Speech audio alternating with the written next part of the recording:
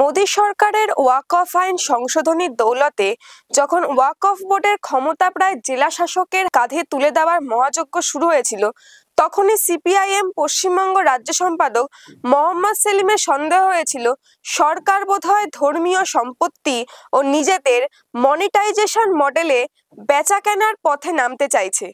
অবশেষে সুপ্রিম কোর্টে স্থগিতাদেশে কিছুটা স্বস্তি নিঃশ্বাস ফেললেন তিনি। আদালত স্বীকার করেছে আপত্তির যথেষ্ট কারণ ছিল।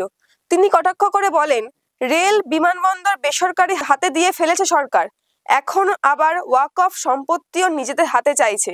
হাসপাতাল, বিশ্ববিদ্যালয় চালানোর বদলে ধর্মীয় সম্পত্তি পরিচালনায় এত আগ্রহ সত্যিই এক আশ্চর্য নীতি। আদালত অন্তত 5 বছরের ধর্ম পালনের শর্ত ও ওয়াকফ বোর্ডে অমুসলিম প্রতিনিধিত্বে সীমাবদ্ধতা টেনে দিয়েছে। সেলিমের মতে, সংবিধান প্রতিটি ধর্মকেই তাদের প্রতিষ্ঠান চালানোর অধিকার দিয়েছে। আজ মুসলিমদের অধিকার খর্ব হলে কাল শিখ বা আদিবাসীদের ওপরও আঘাত আসতে পারে। সরকার হয়তো সেটাই ভবিষ্যৎ পরিকল্পনা।